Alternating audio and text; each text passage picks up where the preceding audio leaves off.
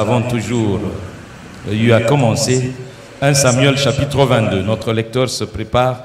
1 Samuel chapitre 22, du 1er au 3e verset. Et puis 2 Samuel chapitre 23, le verset 1er et puis le verset 8e. Et enfin, nous lirons 1 Chronique chapitre 29 à partir du verset 26. 1 Chronique chapitre 29 à partir du verset 26 jusqu'au verset 30 qui est le dernier du chapitre. Ces trois textes vont nous permettre de démarrer parlant du chemin sur lequel nous devons nous placer afin d'aller à la rencontre de l'impact tel que Dieu l'a préparé pour chacun de nous, parce que nous ne sommes pas de rien sur cette terre. Je veux que tu crois à cela. Merci. Je commence par Isaïe chapitre 1 Samuel chapitre 22. David partit de là et se sauva dans la caverne d'Adullam. Ses frères et toute la maison de son père l'apprirent et ils descendirent vers lui. Tous ceux qui se trouvaient dans la détresse, qui avaient des créanciers ou qui étaient mécontents, s'y rassemblèrent auprès de lui et il devint leur chef. Ainsi se joignirent à lui environ 400 hommes. De là, David s'en alla à Mitzpé dans le pays de Moab. Il dit au roi de Moab: permets, je te prie, à mon père et à ma mère de se retirer chez vous jusqu'à ce que je sache ce que Dieu fera de moi. Amen. Amen. 2 Samuel chapitre 23. 23. Tu lis le premier verset et puis tu sautes, tu vas lire le 8e. Je lis au nom de Jésus. Voici les dernières paroles de David. Paroles de David, fils d'Isaïe. Paroles de l'homme haut placé, de loin du Dieu de Jacob, du chantre agréable d'Israël. Voici les noms des vaillants hommes qui étaient au service de David. C'est le verset 8e, bien sûr. Joshbet, Bachebet, le Takémonite, l'un des principaux officiers. Il brandit sa lance sur 800 hommes qui fit périr en une seule fois. Tu sautes, tu vas maintenant en Chronique chapitre 29. Et tu commences au verset 26. 1 Chronique chapitre 29 à partir du verset 26. Je lis au nom de Jésus. David, fils d'Isaïe, régna sur tout Israël.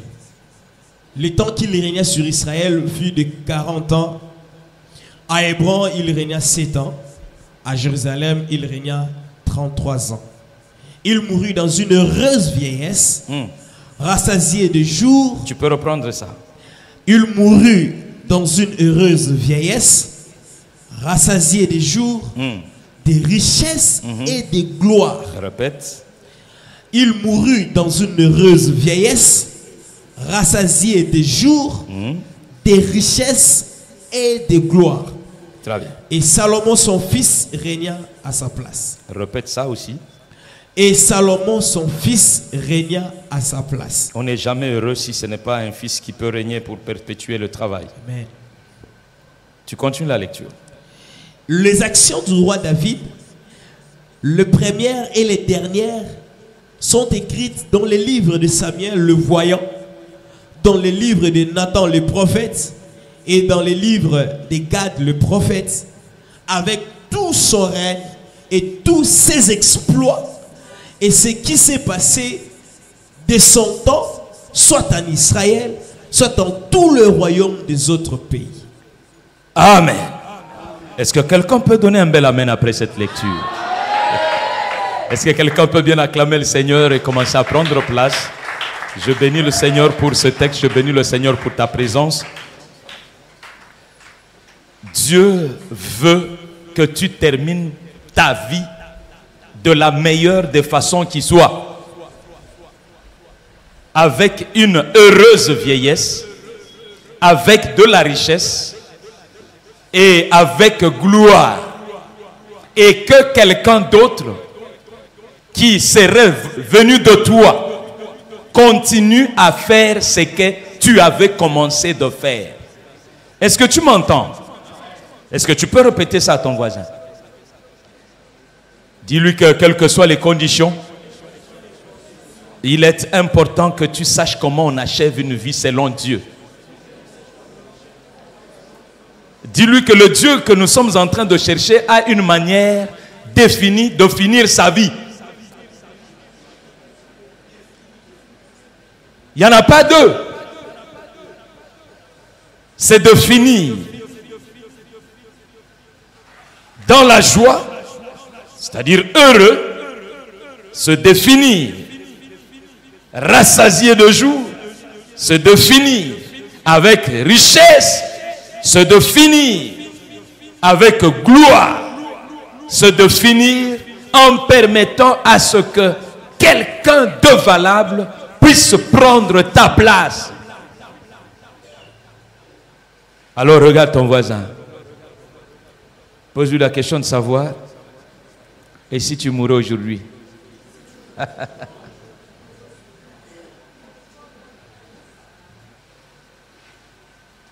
Et si tu mourais aujourd'hui?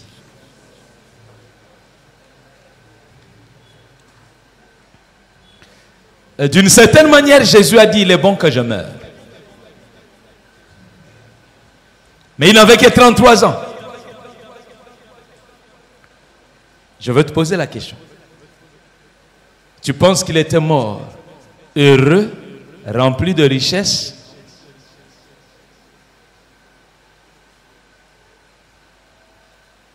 Avec gloire? Et il avait quelqu'un à sa suite?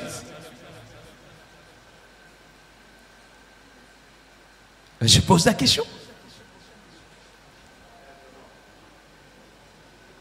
Oui, est-ce qu'il y a quelqu'un qui veut répondre? Qui lève la main? Oui, je commence par Yves, je reviens après sur Chama. Tu peux avancer pour qu'on t'écoute bien.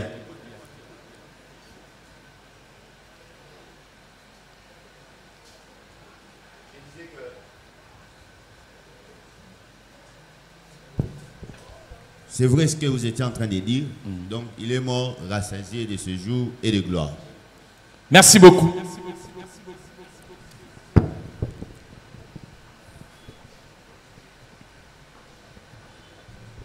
Exactement, oui, parce qu'il dit, j'ai fait ce que tu m'as demandé de faire. Amen. Maintenant, glorifie-moi. C'est-à-dire, il avait accompli tout ce qu'il lui fallait parce que, et après lui, il y a eu une suite meilleure parce que les disciples ont continué sur le service. Est-ce que quelqu'un peut bien acclamer le Seigneur? Et je suis venu te dire que le problème, ce n'est pas l'âge. Et tu risques de croire que rassasié de jours heureux signifie nécessairement avoir vécu longtemps. On ne peut pas être rassasié si on n'a pas consommé ce qu'on nous a donné. Et Jésus avait ce que le Père lui avait donné. Et quand il a tout consommé, il était rassasié. Et ses jours étaient pleins. Il n'y avait rien qui manquait. À 33 ans, ses jours étaient pleins. Il n'y a rien qui manquait. Et donc, parce qu'il n'y avait plus rien qui manquait et qu'il était rassasié de ses jours, alors il pouvait partir. Et il dit clairement que j'ai fait ce que tu m'as demandé de faire. Dis à ton voisin, est-ce que tu sais t'évaluer à l'âge où tu es?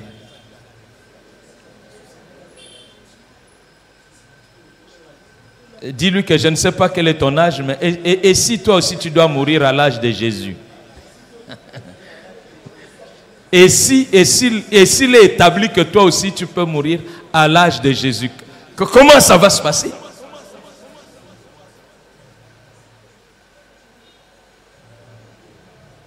Lève ta main, commence à parler à Dieu. Dis-lui ces faibles mots que tu viens d'écouter là. Que je ne crois pas que ça doit finir comme ça. Si ça finit comme ça, je ne serai ni heureux. Si ça finit comme ça, je ne serai pas glorieux. Si ça finit comme ça, je n'aurai même pas de suite. Alors dis-lui que ça ne doit pas finir comme ça. Commence à parler au Seigneur, dis-lui que ça ne doit pas finir comme ça. Dis-lui qu'aujourd'hui, je suis en train de comprendre qu'il y a une ligne que je dois commencer dès à présent. Parce que ça ne doit pas finir comme ça. Je ne dois pas continuer à être ainsi. Je ne dois pas continuer à faire ce que je fais. Je dois pouvoir m'aligner sur quelque chose afin que ça ne finisse pas comme ça. Je dois comprendre, comme David, ce que tu veux faire de moi pour que ça ne finisse pas comme ça. Non, ça ne doit pas finir comme ça. Je veux entendre quelqu'un en train de parler, en train de dire à son âme que ça ne doit pas finir comme ça. Oh marasa telero mantele korasitanera. Gloria baba sotanelora. Manole koteriba sotaleya. Komanos talibaton telero sabra.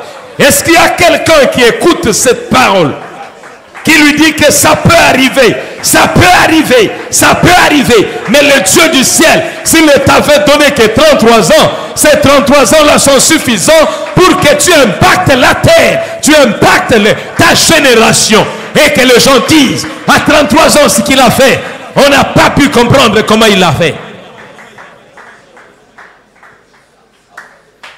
Au nom de... Tu peux t'asseoir. Vous savez, tout le monde aime une longue vie. Mais Jésus n'en a pas eu. Dieu ne lui a pas donné une longue vie. Dieu lui a donné une courte vie. Mais que vous citiez David, que vous citiez Abraham, que vous citiez Moïse, que vous citiez Methuselah, que vous citiez tous ceux qui ont eu une très longue vie, personne n'est plus grand que lui. Aucun. Ce qu'il a fait en 33 ans de vie dépasse tout ce que tout le monde a pu faire. Dis encore à ton voisin, le problème ce n'est pas l'âge. Sois attentif parce que c'est maintenant. Dis-lui, sois attentif parce que c'est maintenant. Il n'y a pas de temps réserve. C'est maintenant. Et tu es capable de produire des grands résultats en passant 25 ans de vie simplement. Autant que tu connais des gens qui ont 80 ans qui n'ont rien fait. Rien. Il est temps pour que tu commences à comprendre les vraies valeurs des choses. Les vraies valeurs des choses. Ton âge n'a de valeur que parce que ça produit des résultats. Mais si ça n'a pas produit de résultats, que ça soit 80, que ça soit 100, que ça soit 20, c'est la même chose. Vous ne valez rien tous. Il est temps pour que votre âge commence à refléter des choses que Dieu a préparées. Vous devez apprendre à évaluer votre vie correctement tel que Dieu serait en train de vouloir les voir. Avec mes amis, avec qui je me réunis tous les vendredis, je leur ai dit, vous pouvez aller méditer vous-même à la maison. Nous sommes dans Josué chapitre 13, verset 1er. Alors, Dieu est en train de parler à Josué, qui a eu à vivre longuement. Écoutez ce qu'il lui dit. Très rapidement, mon frère, si tu peux y aller. Josué chapitre 13, verset 1er.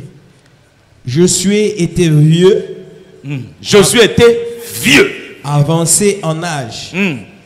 L'Éternel lui dit alors. L'Éternel lui dit. C'est Dieu qui va lui dire ça. Tu es devenu vieux. Arrête-toi d'abord. Dieu constate que Josué est devenu vieux. Ce n'est pas le constat des hommes. C'est le constat de Dieu. Josué est devenu vieux. Il ajoute. Vieux. Tu es avancé en âge. Tu es avancé en âge. Même Dieu est conscient que l'âge de Josué est très avancé. C'est un vieil homme. Et le pays qui te reste à soumettre est très grand. Ah. Vous avez entendu ça comme moi? Le pays qui te reste à soumettre est très grand. Dieu ne dit pas est grand. Dieu est déjà très grand. Et quand un très grand dit que c'est très grand, un très grand voit quelque chose et dit que c'est grand. Lui voit avec la vraie grandeur parce qu'il est grand. Si un petit voit quelque chose de grand, tu peux rigoler. Parce que tu te dis, il voit ça par rapport à sa taille. Mais c'est un grand qui voit quelque chose de grand. C'est-à-dire qu'il voit ça avec sa vraie grandeur. Bouge ton voisin. Dis-lui qu'il est important que tu prennes les jumelles de Dieu pour que tu commences à comprendre les valeurs des choses. Si tu ne prends pas les jumelles de Dieu, tu ne pourras jamais comprendre les valeurs des choses. Tu t'amuses avec ta vie parce que tu ne l'as jamais regardé avec les jumelles de Dieu. Le jour où tu regardes ta vie avec les jumelles de Dieu, tu commences à pleurer. Tu commences à te poser beaucoup de questions et tu deviens sérieux. Tous ces gens que tu vois en train de s'amuser avec la vie, ils ne l'ont jamais regardé avec les jumelles de Dieu. Le jour où ils les regardent avec les jumelles de Dieu, c'est fini. Ils ne s'amusent plus. La petite prostitution, le désordre sexuel que tu es en train de mener, tu les mènes parce que tu regardes ta vie avec tes yeux. Mais si tu mets ta vie sous les jumelles de Dieu, tu commences à pleurer. Parce que tu verras ce que tu devais être en ces moments-là, à cet âge-là, et tu te rendras compte de l'écart qu'il y a entre ce que tu es et ce que tu devais être, et tu vas pleurer. Est-ce que je peux te parler un peu? Dieu est en train de faire un constat. Il y a un décalage entre l'âge de Josué et le travail à faire. À qui la faute? À qui la faute? Vous pensez que c'est la faute de Dieu? Dieu dit à chaque jour suffit sa peine. Mon frère, ma soeur, jeune homme, jeune fille, papa, maman, il y a des choses à faire aujourd'hui. Ce ne sont pas des choses de demain. Il y avait des choses à faire hier. Mais si vous ne les avez pas faites, Dieu, au jour du décompte, vous les comptera comme n'ayant pas été faits et vous demandera de les faire. C'est pendant que Josué veut se reposer que Dieu revient à la charge pour lui rappeler que le pays est encore très grand. Je refuse ce matin que tu te retrouves dans la situation difficile de Josué, où l'âge est avancé, mais les choses à faire restent encore énormes. Ces gens-là ne meurent pas rassasiés de jour. Ces gens-là ne meurent pas heureux. Ces gens-là ne meurent pas glorieux.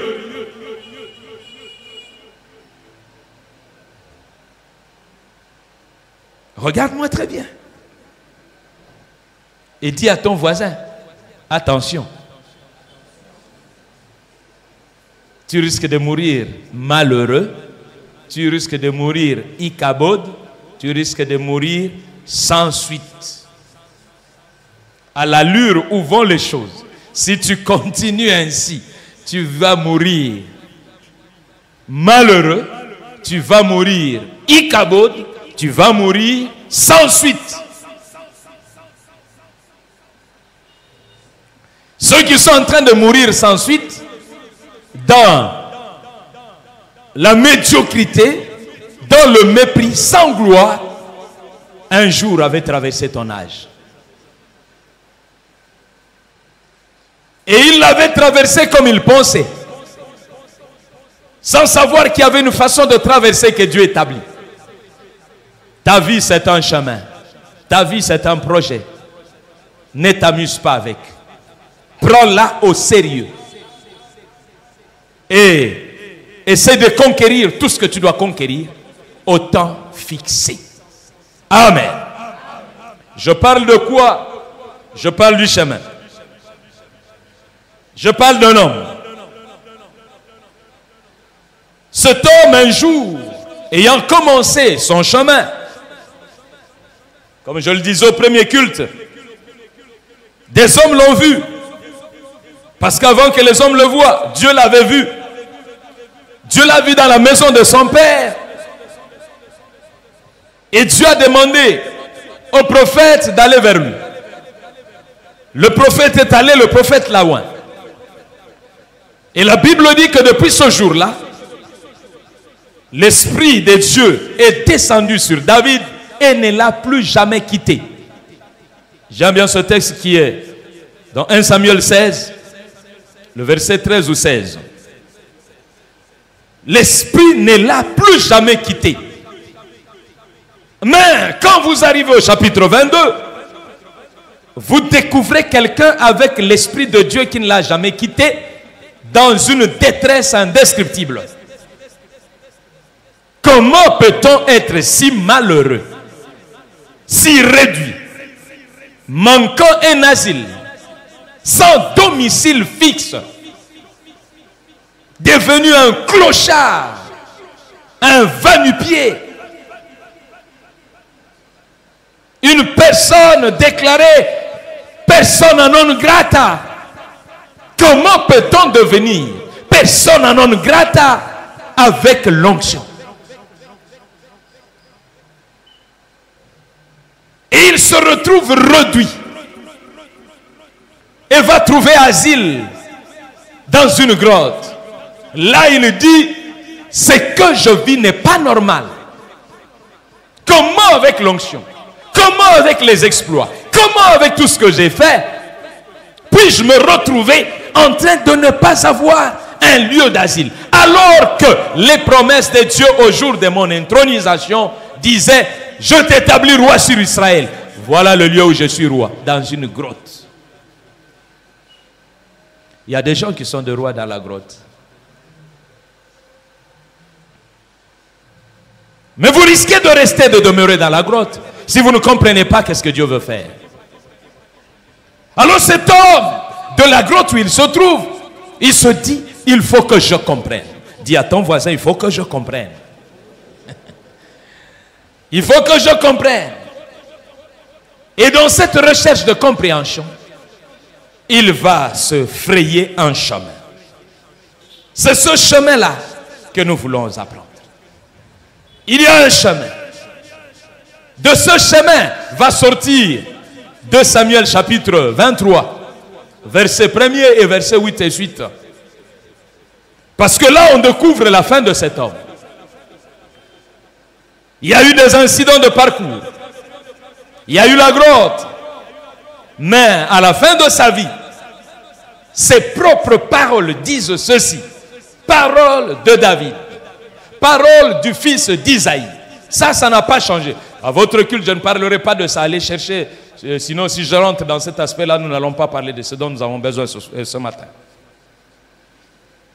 Il dit, ce sont les paroles du fils de quelqu'un.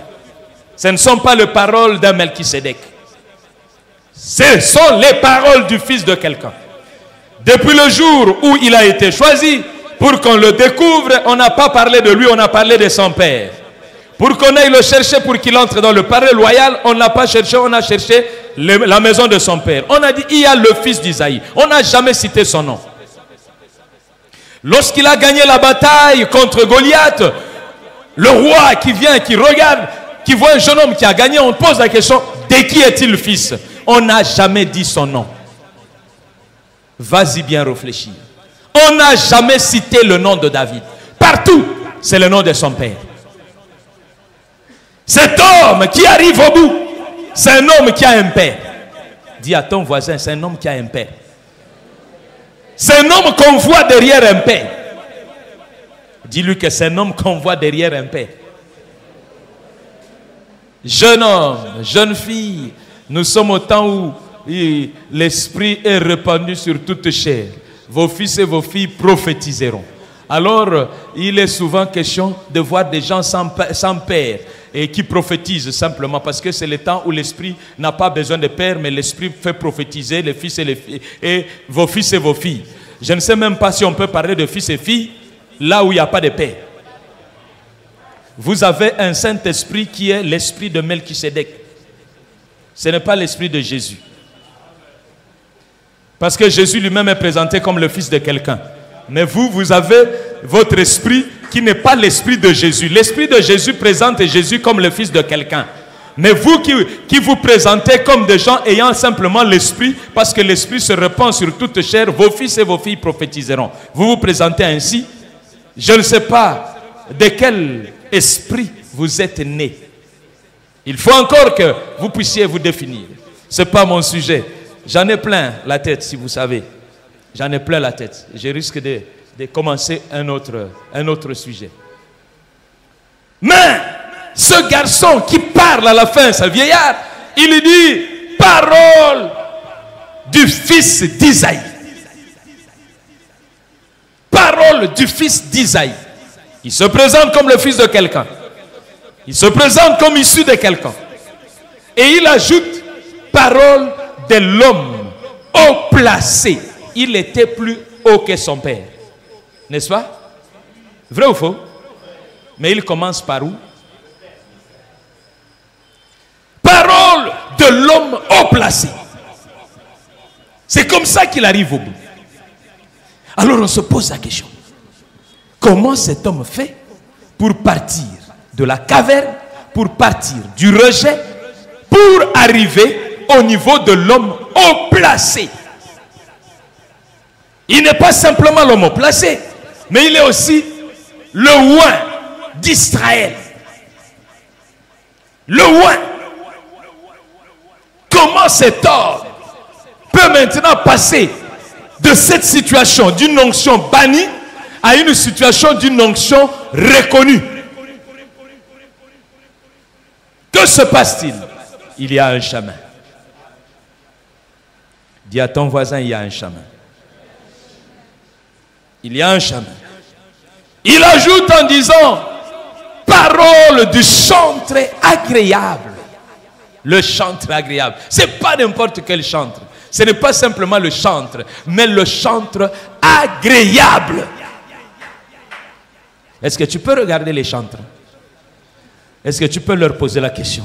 Quel type de chantre êtes-vous?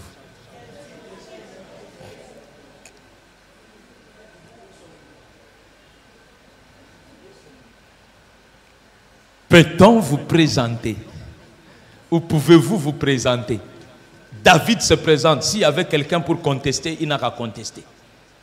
David se présente, il dit le chantre agréable. Là, ce sont des chantres. Tout le monde ne sera pas chantre. Mais toi, avec ce que tu as, qu'est-ce que tu as d'abord? Lui, il est chantre. Mais toi, tu as quoi? Posez-leur la question maintenant. Vous avez, toi, tu as quoi?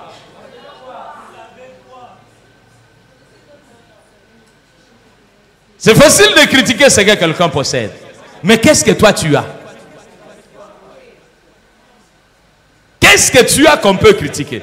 Écoutez, il y a quelqu'un qui disait, c'est vrai, nous avons de la poussière sur le corps. C'est vrai, nous sentons mauvais. C'est vrai, nous avons des choses qu'on peut nous reprocher. Mais c'est simplement parce que nous étions sur les champs de bataille. Mais ceux qui n'ont pas de poussière, c'est parce qu'ils n'ont jamais été sur les champs de bataille. Si vous n'avez jamais été sur le champ de bataille, ne critiquez pas celui qui a de la poussière, parce qu'il vient du champ de bataille. Bientôt, ce seront les élections. Et souvent, les jeunes viennent en disant,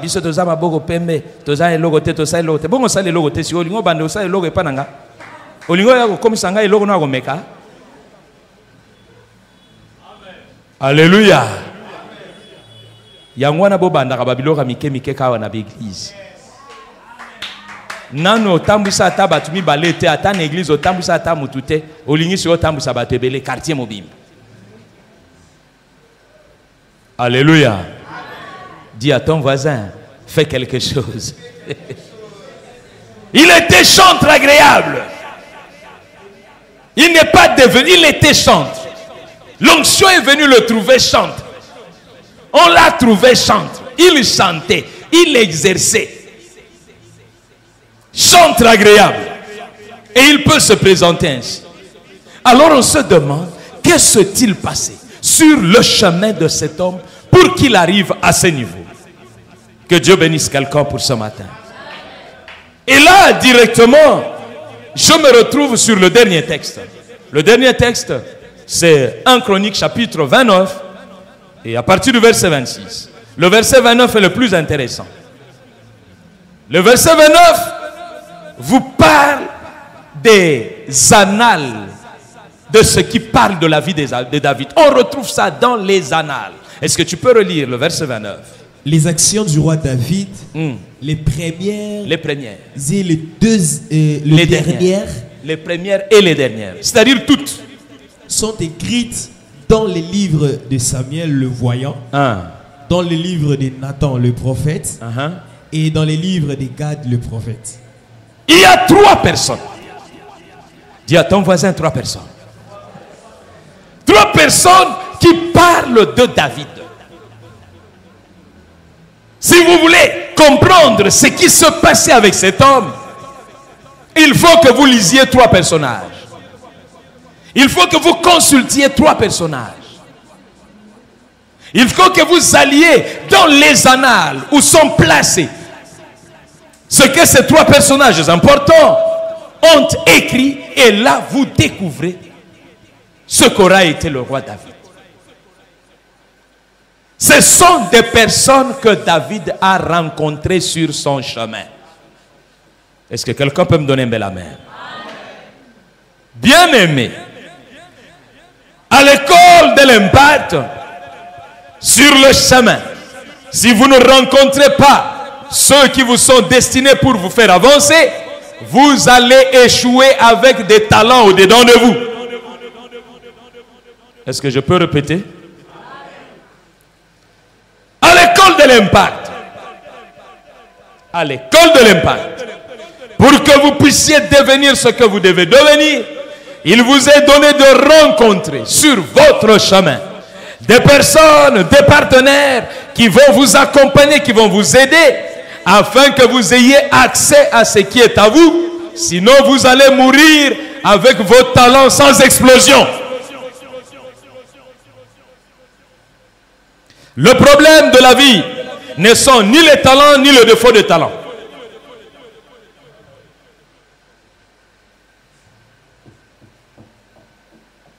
Oui.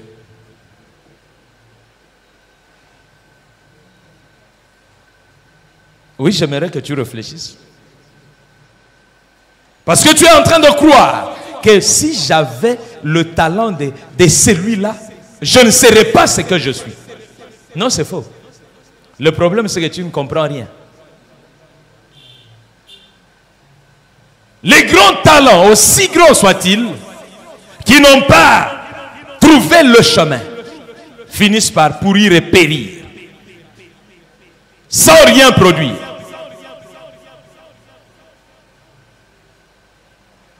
Je refuse que tu te retrouves dans cette catégorie de personnes. Je suis venu ce matin pour d'abord éveiller ta conscience. Que tu te réveilles. Que tu te réveilles en te regardant. C'est pourquoi dès le départ, j'ai dit, regarde-toi, regarde-toi. Ne continue pas à regarder d'abord à côté, regarde-toi. Jusqu'à ce que je sache ce que Dieu veut faire de moi. Ce n'est pas ce que Dieu veut faire de ma famille.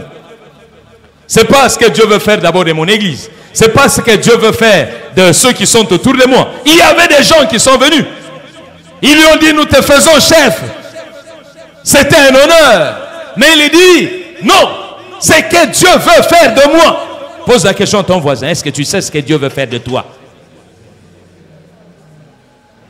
Sur le chemin, le choix du chemin est dicté par ce que Dieu veut faire de moi. Le chemin est dicté par ça. Le choix. Une première chose sur le chemin, c'est savoir choisir. Savoir choisir. Parce que sur le chemin, vous n'allez pas rencontrer simplement Gad. Vous n'allez pas rencontrer simplement Samuel. Vous n'allez pas rencontrer simplement Nathan. Mais vous allez rencontrer aussi Tsadok. Vous allez rencontrer tous ceux qui sont dans le faux. Vous allez aussi les rencontrer. Sur le chemin, vous allez tout rencontrer. Vous allez rencontrer ce qui peut activer votre passion et ce qui peut enlever votre passion et vous rendre passif. Sur le chemin. Parce que l'élément fondamental qui garde quelqu'un sur son chemin s'appelle la passion. La passion. Et cette passion n'est pas simplement une motivation profonde et puissante, une énergie qui va au-dessus de tout pour pouvoir te transporter, te porter vers quelque chose, mais aussi cette passion qui devient comme une souffrance, comme une perte, comme quelque chose, un prix à payer pour que vous accédiez à ce que vous voulez accéder. Un prix à payer, une passion.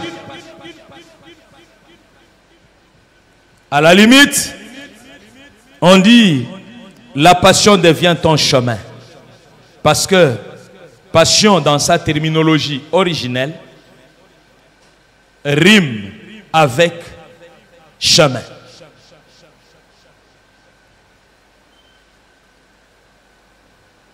Quand vous lisez Actes chapitre 1er, Roland, tu te prépares, le verset 3e. Vous savez, souvent vous avez entendu dire la passion de Jésus.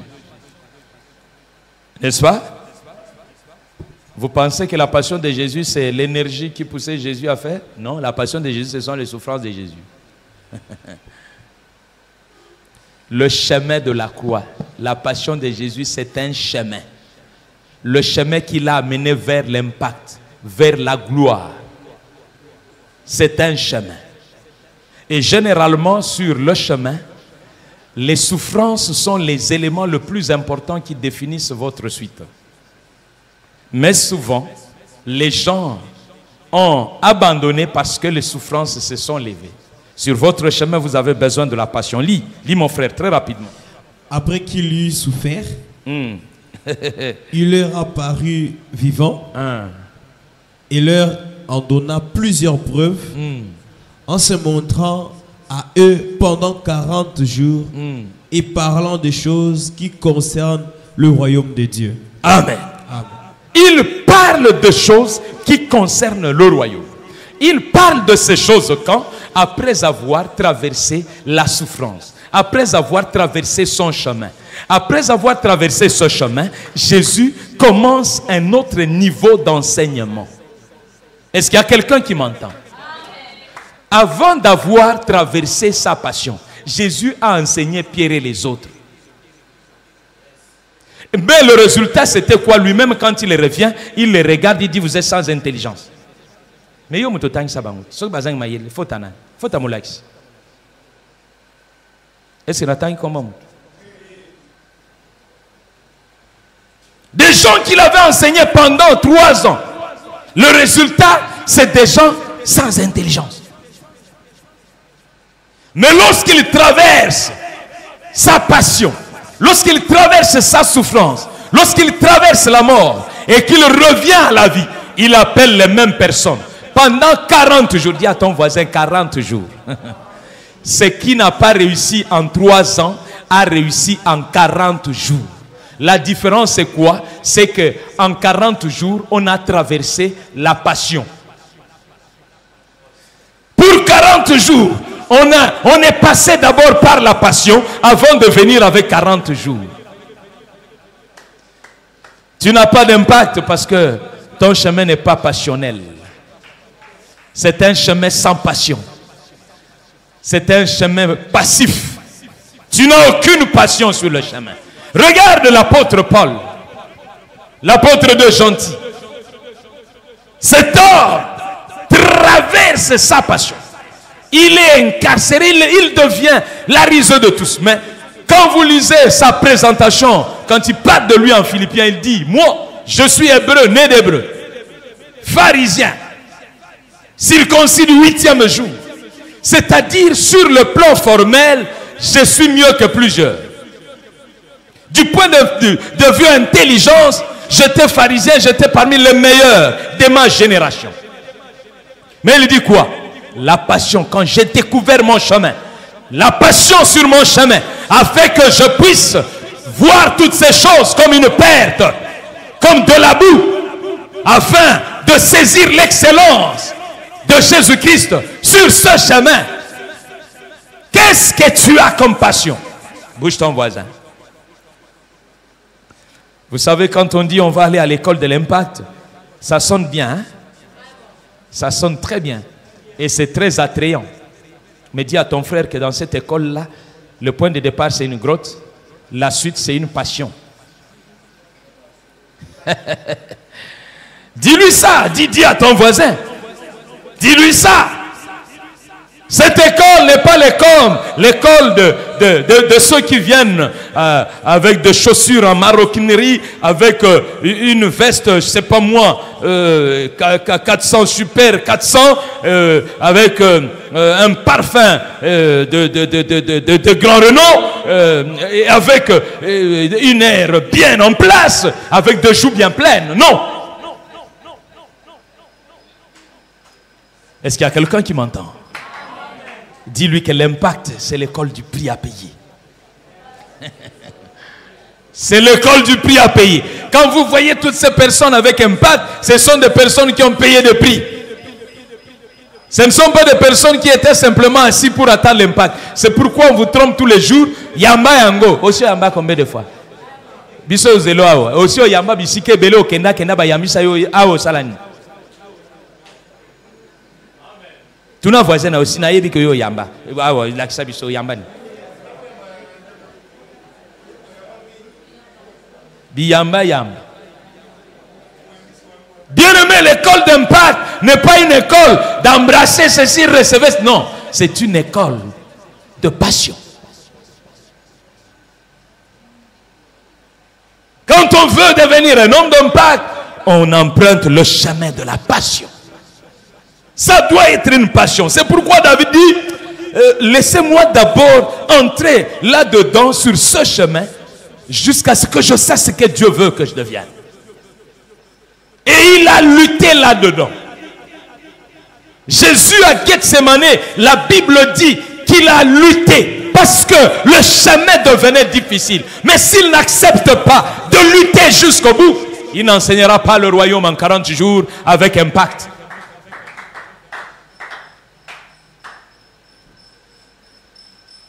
Ans, il ressuscite, il vient, il souffle sur les gens. C'est qu'on a déjà soufflé sur toi, ok, okoyo baluki baluki. Il a reçu, mais il y a rien. Parce que Pierre va souffler à l'icône, il y a mon rien. Va souffler l'icône, il y a bisi oyami molimo santo, ayambiang. Va bisi kende, muto yoyo ko limisa masumu masumu ne limisami. Tambola, Pierre akenda akeloba.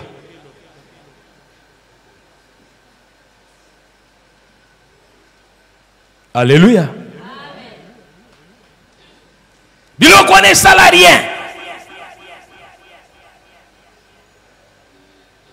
Ne crois pas que tu es le premier sur qui on a soufflé aussi sur Pierre. Et ça là est rien.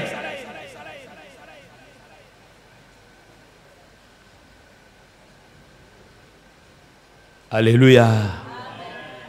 Alléluia moi mawa. Alléluia zarit memususu. Depuis Tongo Ezaïka boy. Depuis le premier culte, Ezaïka boy.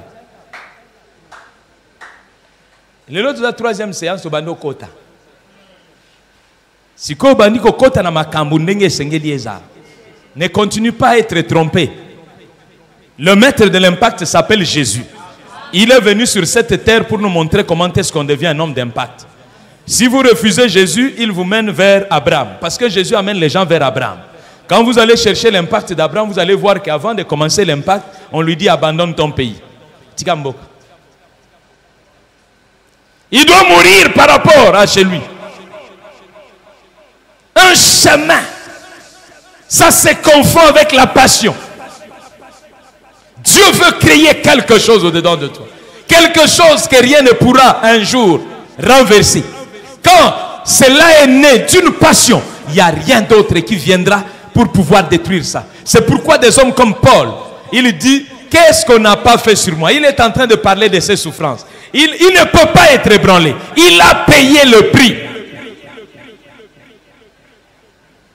Ce matin, je crois qu'il y a quelqu'un qui va accepter de payer le prix. Il y a un prix à payer. La passion. La première chose. Sur ces chemins, il faut la passion. Rencontrer chaque chose avec passion. Sachant qu'est-ce que je dois faire. Qu'est-ce qui m'est demandé. Où suis-je en train d'aller. C'est votre passion qui détermine les priorités. Qui replace les choses. Qui vous dicte des choix. La passion. Bien-aimé, quand vous avez bien replacé votre passion au centre du chemin, Alors, vous devez opérer des choix. Le choix est très important. Mes chers frères, dans la vie, il y a des choix qui sont capitaux et il y a des choix qui ne le sont pas. Faites attention. Je suis en train de parler de votre vie. Je ne parle pas de petits à peu près d'à gauche à droite. C'est ta vie. Ne t'amuse pas avec ta vie quand il s'agit de choix à faire. Un jour, Abraham devait faire le choix. Alors, il dit à Lot, Lot, je crois qu'il est temps pour qu'on se sépare. Qu'on ne continue plus à batailler. Alors, de là où nous sommes, tu vas choisir.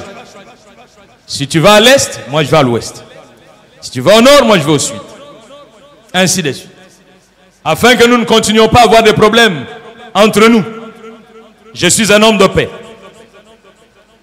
Lot va faire un choix. Dis à ton voisin, Lot va faire un choix. Le choix de Lot va l'amener à Sodome. Ok? Dis à ton voisin, à Sodome. Ça, c'est le choix de Lot. Le choix de Lot va amener ses filles à Sodome. Dis à ton voisin, c'est le choix de Lot. Ce n'est pas le choix de ses filles. Dis à ton voisin, le choix de Lot va amener sa femme à Sodome. Dis à ton voisin que le choix de Lot fera qu'un jour, il soit enlevé. Parce qu'il avait choisi d'aller à Sodome et un jour, son choix l'a amené à être enlevé. Lui, sa femme et les enfants ont été enlevés. Dis ça à ton voisin. Que tout ça est parti d'un choix où un jour quelqu'un lui a dit choisis. Et il a choisi librement. Il a choisi un chemin. Sur ce chemin, il a rencontré Sodome et Gomorrhe. Sur ce chemin, il a rencontré l'enlèvement. Sur ce chemin, il va perdre son épouse parce qu'elle finira par devenir une stèle de sel. Sur ce chemin, à cause de ce chemin, il va coucher avec ses filles. Sur ce chemin, il va devenir un incestueux. Sur ce chemin, il va sortir les mains vides, sans argent. Alors qu'en y entrant, il était entré riche et il se battait avec son oncle à cause de la richesse. Mais il va sortir pauvre et appauvri et appauvrissant. Est-ce que tu m'entends? Le problème, c'était un choix. À cause de son choix, même ses filles ont subi le choix de leur père. Tu es en train de faire des choix sur ton chemin. Na bana no déjà basi ba koti nakati. Basi ba koti nakati. Soki kimoyibi wana ozosa lozoka nzake nazo sunga bana nanga na kimoyibi. Basi ba koti nakati ya kimoyibi. Ton choix là a déjà transporté. Dona bana na yo basi ba koti nakati. Alléluia. Bouge ton voisin, dis-lui que comme Mawate, changer lignée. Change de lignée. Le choix sur le chemin. Bien aimé, l'impact, c'est merveilleux. Mais l'impact a un prix. Le prix de choix que tu opères. Regardez cette ligne. Jusqu'à ce qu'on arrive vers les Moabites et tout ça. Tout ça, c'est le choix d'un homme. Là où il avait la liberté. Dis à ton voisin, la liberté. Il a choisi librement. Mais pour entraîner toute une postérité dans un drame sans nom. Sans nom.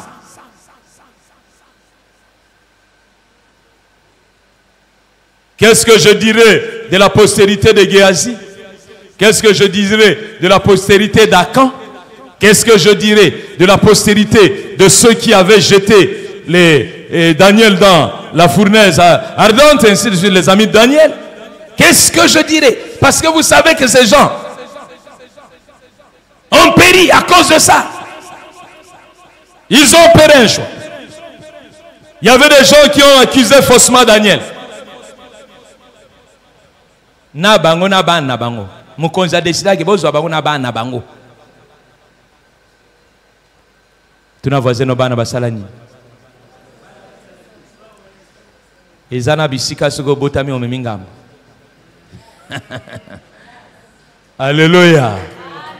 Pesa bana na yo isika malunga ko botama. C'est maintenant qu'il faut préparer le bon lieu de naissance pour les enfants.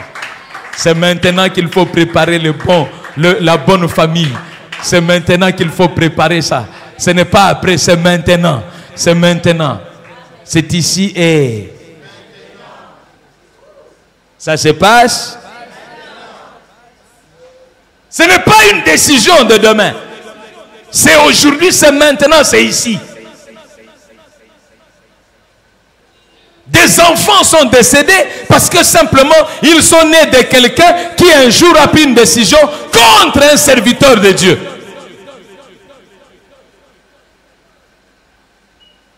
Ces enfants-là n'en savaient rien. Le choix sur le chemin de l'impasse, il y a un élément fondamental qui s'appelle le choix. Le diable t'aidera pour que tu puisses ne pas faire de bons choix. Le choix de la passivité. Est-ce que est-ce qu'il faut caca cause à la boye? Est-ce qu'il faut caca? Il faut caca. Est-ce qu'il faut caca cause à la boye? Bon, vous avez ça caca point.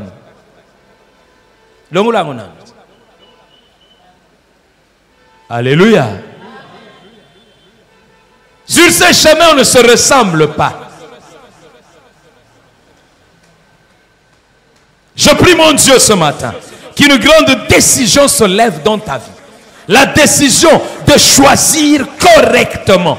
De choisir en regardant où tu vas. La Bible dit que Jésus a regardé la joie qui était derrière la croix. Et il a dit, j'accepte la honte. Il a refusé le choix de Pierre. Parce que lui regardait la gloire qu'il y avait derrière la croix. Il a refusé le choix de Pierre. Le choix de dire que non, tu ne mourras pas. Il a dit, moi je dois mourir. Parce que je vois autre chose. Est-ce que tu vois quelque chose? Quand on sait où on va, le sacrifice est facile. Mais quand on ne sait pas où on va, le sacrifice est difficile. Commence par chercher où tu vas.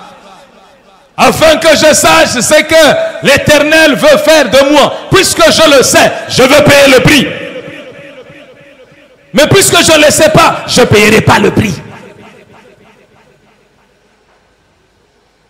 Dis à ton voisin ce matin, c'est une question de prix à payer. Il y a des rencontres sur le chemin. Les rencontres transformatrices. Alors si je reviens sur mon ami David, je vous parlerai de rencontres pendant 2 séances, la semaine, le dimanche prochain également, nous reviendrons là-dessus. Je vais vous parler de beaucoup de choses dans le cadre de rencontres. Parce que c'est le fondamental. Alors si je reviens sur David, c'est quelqu'un qui accepte son chemin. Il accepte sa douleur. Il accepte sa honte. Il accepte d'être banni ainsi. Il oublie qu'il y a eu des femmes qui ont chanté pour lui. Il y a des choses que tu dois oublier. Il y a une gloire que tu dois oublier. Il y a une gloire à oublier. Sur ce chemin, il y a un recommencement à faire. Tu dois repartir comme si tu n'avais rien. Tu dois oublier le palais royal où tu prenais ta harpe et tu la jouais et tout le monde venait t'entourer pour dire que comme c'est merveilleux tes manières de faire. Tu dois oublier tout ça. Tu dois oublier que tu as été le héros d'il y a quelque temps. Tu dois oublier ça. Dieu vient effacer certaines choses. Quand Dieu veut te donner une autre dimension dans la vie, il commence par détruire tout ce qui serait le fondement de ta nostalgie.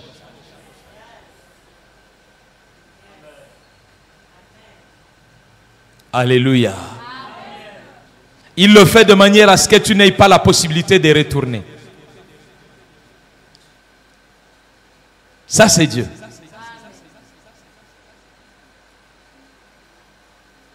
Il n'a pas permis à David de retourner dans la maison de Saoul. Il n'a pas permis à David de retourner là où il avait connu la gloire. Il ne peut plus. Parce qu'il doit forger une nouvelle dimension. Parce qu'il doit forger de nouvelles choses.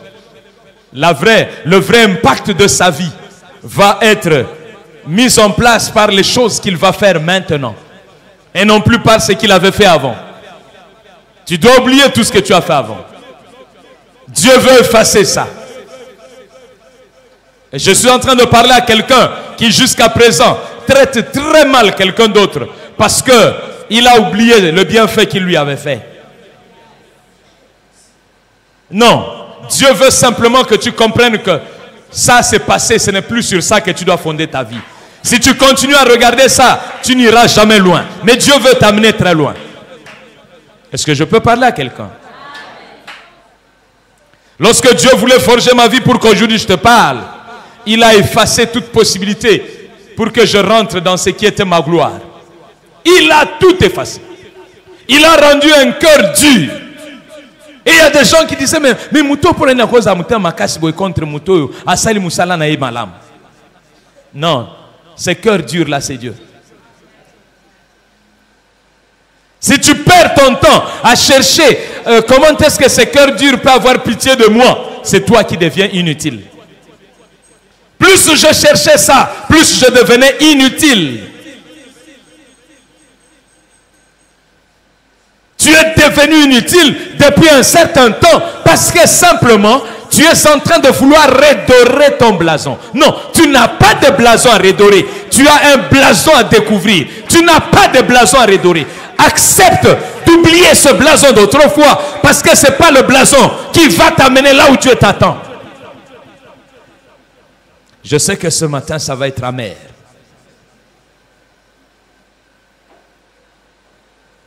Je ne sais pas si quelqu'un est en train de se mettre à la place de Jephthé quand il est en train d'être chassé. Les hommes qui comprennent que mon histoire d'autrefois, aussi glorieuse soit-elle, n'est plus celle qui doit m'accompagner, fuient leur vieille histoire. Elles-mêmes fuient leur vieille histoire. C'est pourquoi David doit fuir. C'est pourquoi Jephthé doit fuir.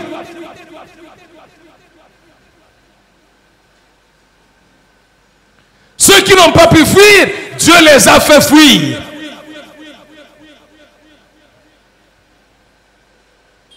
Il a fait fuir Joseph. Je parle ce matin à quelqu'un.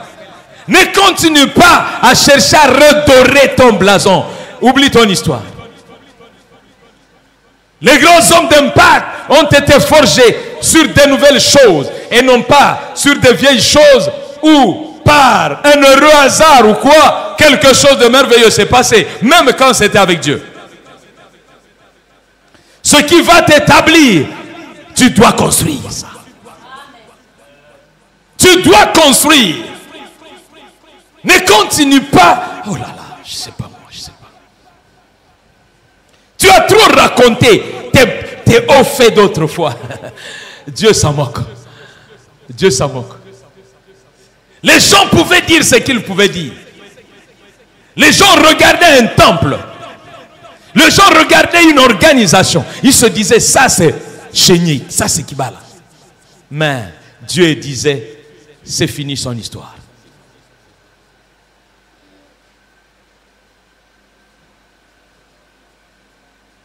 J'ai vu 3 mamans qui sont venues me voir.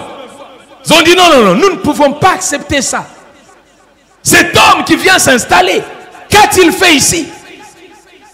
Il a eu à faire des voyages en Europe, il n'est même pas rentré avec un micro. Alors qu'il voyageait aux frais de la République. Il ne payait pas la douane. Il ne payait rien. Mais il n'est pas rentré même avec un micro. Si on rentre jusqu'au micro, ça signifie qu'il n'y avait rien. Il n'est rentré qu'avec des valises d'habits. Mais ce jeune homme, avec tout ce qu'il pouvait avoir, il s'est investi, tout ce qu'il pouvait avoir. Nous devons aller parler, on doit le lui démontrer. Ça ne peut pas se passer ainsi. Non, Dieu était en train d'effacer une histoire qui ne ferait pas de moi un grand homme. Je ne parle pas de choses d'emprunt. Je parle d'une vie. Je parle de Jephthé. Je parle de cette mission de relèvement. Quand Dieu veut te relever, il te donne une nouvelle histoire construite sur des choses que toi tu possèdes, pour lesquelles tu auras des arguments avec lui. Arrête de pleurer ce qui est passé. Arrête de pleurer. Arrête de pleurer. Ce matin, je veux parler à quelqu'un qui a une histoire heureuse, mais qui a un présent difficile.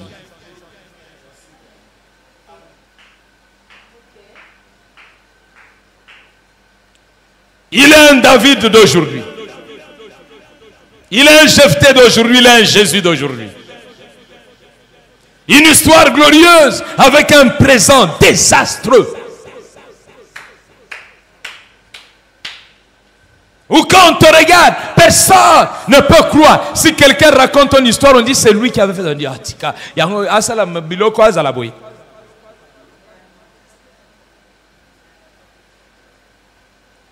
c'est lui qui avait nourri 5000 personnes. C'est lui qui relevait les paralytiques. Mais on la croit, quelqu'un lui dit, si tu es vraiment fils de Dieu, est-ce que tu peux descendre?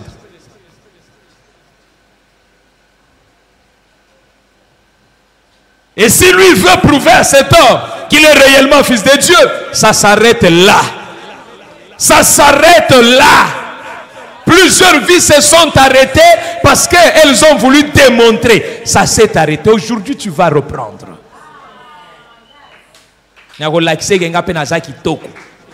Mobali na ye na kulinga mobali na ye ogo sambwa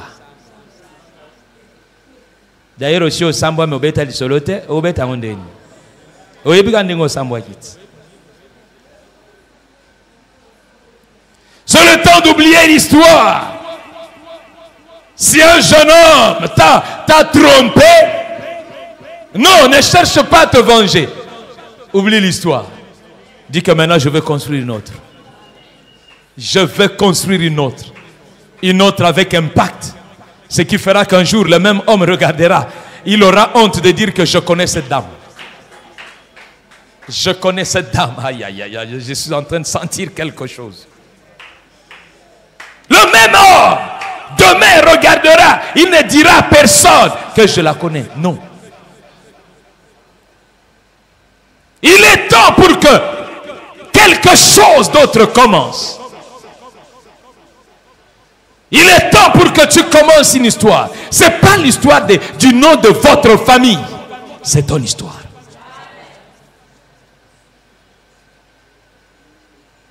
Et ça, on a besoin de tata na yote. Oyebi tata na nga bongo to sal nini. Awo muto yebi fachi bongo tata no. Oui, on peut traverser le soir tata no tata no na. Alléluia. Tu as besoin de ton histoire. David construisait son histoire et on le ramenait vers son père à cause de son histoire.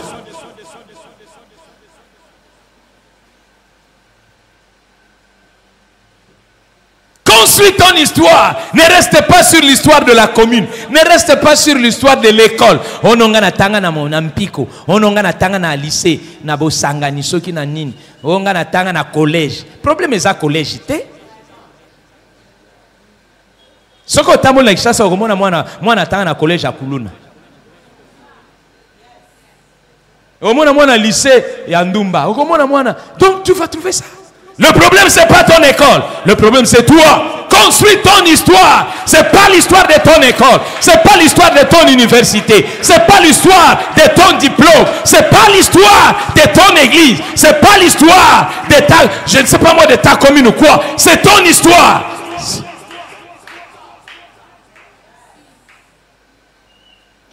Bien-aimé, si aujourd'hui je parle, même dans la communauté où je suis, j'ai une histoire. Je n'ai pas besoin de l'histoire de Jésus revient. Pour que je me présente, j'ai besoin de mon histoire. Je me présente avec partout.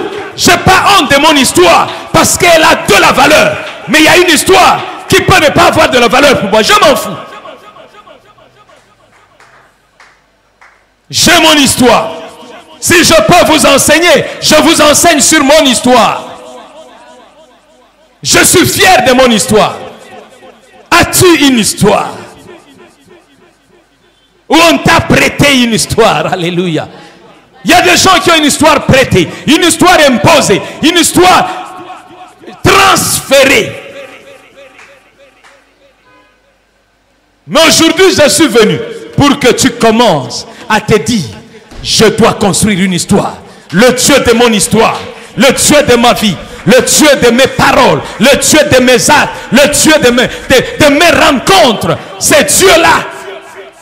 Il forge des hommes d'impact. Sinon, tu continues à être dans ton histoire, l'histoire avec un homme, l'histoire avec une femme. Moi, je m'en fous. Batu bazalaki a mokolo mercredi, bayokaki ndenge mama Karo azawolo. Ngana zabongo. Tongana une histoire. J'ai une histoire de Dieu avec ma famille. Mais dans cette histoire, je suis venu pour construire mon histoire. Parce qu'il y a des gens de ma famille aussi qui sont passés par cette histoire inaperçus. Mais moi, je ne peux pas passer inaperçu. C'est impossible. J'ai décidé que je ne passerai pas inaperçu. Je dis ça à mes enfants. Ne passez pas inaperçu. Vous devez batailler. Je dis ça à mon épouse. Si c'est moi qui dois t'accompagner, je te transférerai une histoire. Tu n'auras pas d'histoire. C'est une question de philosophie. Tu n'auras pas d'histoire si tu n'as que l'histoire d'emprunt. S'il y a quelqu'un toujours à côté là, non, ça c'est qui? C'est mon épouse, ça c'est mon fils.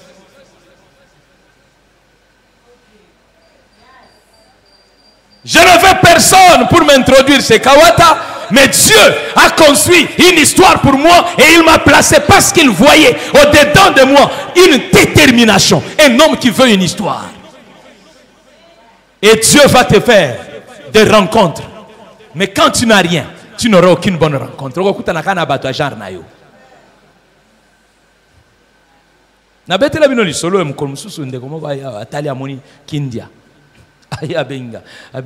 Pastor.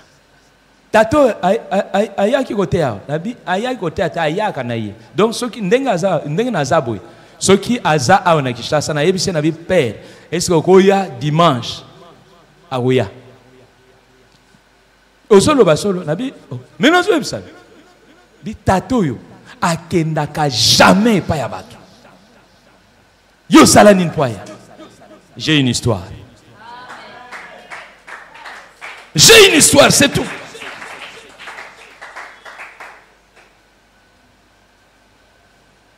Quelqu'un venu à Talabi.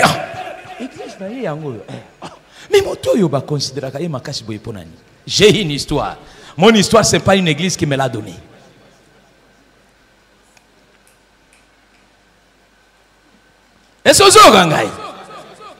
Mon histoire, ce n'est pas une église qui me l'a donnée. C'est une histoire construite avec mon Dieu. J'ai une histoire. Je veux que chacun de vous ait une histoire. La passion sur le chemin se dit, je veux tout s'aimer. Je veux tout déposer. Je dois construire une histoire. Je ne veux plus rien. Je n'avais pas de choix. Bien aimé, il y a des choses qui arrivent au moment le plus dur. Même le travail ne marchait pas. Je n'avais aucune ressource. Je devais prier chaque matin pour que mes enfants mangent. J'ai vu mon fils rentrer avec des larmes aux yeux et avec une note où on disait que votre fils ne revienne pas demain si vous ne payez pas. Et moi-même, j'ai commencé à pleurer. Mais c'est là où j'ai commencé à construire une histoire. J'ai dit, Seigneur, plus jamais dans ma vie, ça. Mes enfants sont là. On est en train de me chasser. J'ai dit, dis-leur que na foot à lobby. Na foot à lobby. Na foot. Exactement. Na boya ko foot mais na bosanaki. Ils sont là. Posez-leur la question.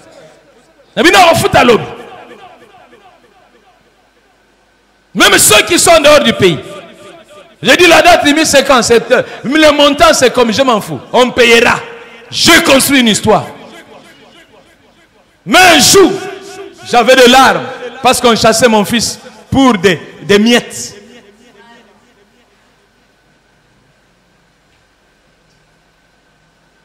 Il y a un prix. Si vous voulez arriver à ce niveau, il y a un prix. Est-ce que vous acceptez de payer ce prix? Je ne sais pas vous parler de ces 3 hommes de David, mais je vous en parlerai le dimanche prochain. Ne ratez pas ça, je vous supplie. Appelez vos amis. Les gens, les fils à papa et les fils à maman. Vous n'avez pas d'histoire. Des fils sans histoire. Si vous n'avez pas une histoire vous-même, ce n'est pas l'histoire de votre père qui fera de vous quelqu'un de grand. Mais pendant que vous avez la possibilité de construire votre histoire à côté de votre père, faites-le. Ne vous amusez pas. Bien-aimés, ne vous amusez pas. Je parle comme un prophète. Je vous dis des choses sérieuses. La vie ne se construit pas comme vous le concevez. Dieu, quand il vous place sur un chemin, forgez-le. Il vous donne de rencontres. S'il vous a donné la possibilité d'avoir un père utile, saisissez cette opportunité pour construire votre histoire. Mais ne continuez pas à regarder l'histoire de votre père. Car demain, il y a des gens qui vous posent la question de savoir tu as quelle histoire. Tu risques de disparaître.